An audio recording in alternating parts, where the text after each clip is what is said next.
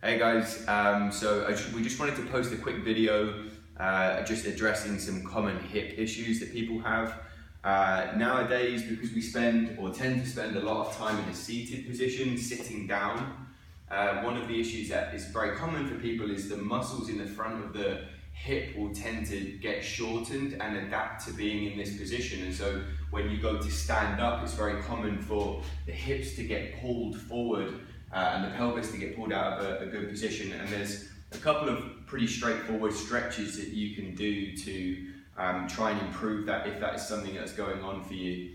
So I'll show you these stretches. The first one's called a wall stretch. It used to be called known as a couch stretch initially. You may have come across this before, very common stretch to do. Typically you'll want to put something padded up against a wall.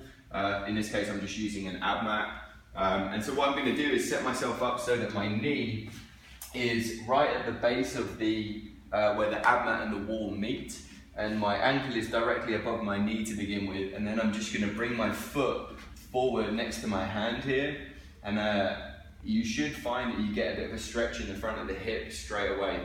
There's a few ways we can do this that I'm going to show you. If you find that this is just too intense, and when you start to try and bring your foot up, it's just too much of a stretch in the front of the hips, which isn't uncommon when people first do this stretch, what you can do is take your foot out to the side, and then over time you can start to wiggle that foot across, and the further this foot starts to come in, the more you'll start to feel that stretch in the front of the hips. So that's a good way to scale it if you just find that the stretch is too intense. A couple of other things that you can do in this position. If you prefer, you can have a prop in front of you that you can put your hands on and kind of lean some of your weight on. That's going to change the emphasis of the stretch a little bit because it allows me to bring my torso upright, and then so it's going to stretch the muscles in my quads a little bit more, a bit less than the hips. Big focus is on trying to push the hips forward, so I'm squeezing the muscles in the back of my hip, my glutes, to try and get the hips to open up, and you should feel this stretch in the front of the hip. We're going to do about 2 minutes on one side, and then you'll switch over and do 2 minutes on the other side. And as you get more used to this stretch, you can start to play around with some different positions and change the angle of your shin, and that's going to change the emphasis of where in the front of your hip you're stretching. And so over time you might start to learn that actually the stretch that loosens your hips up the best is in a slightly different position from just straight.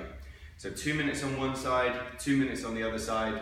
That's the first stretch, that's called wall stretch. The second stretch is a banded Samson stretch. So for this stretch we're going to use a jump stretch band like this, and we're going to tie it around something fairly solid. I'm going to put my foot into the band and hook the band around the base of my hip at the back, and then I'm going to load some tension up on the band.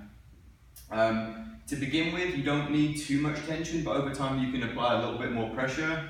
What I'm going to do is take my hip back behind me so my knee ends up behind my hip, my front leg is out in front, and then I'm going to squeeze my abs, so I'm going to stop my rib cage from flaring backwards, and I'm just going to focus on pushing my hip forward and letting the band pull my hip forward into distraction. So this is going to really focus on the muscles in the hip, as opposed to the wall stretches kind of addressing the hip and the muscles in the front of the quads, which can get tight.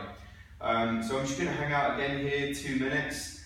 Again, if you find the stretch is too intense, on this one you can move in closer to the rig. That's going to take a little bit more of the stress out of the band, and it's going to reduce the tension. Or you can go back further and increase the stretch here.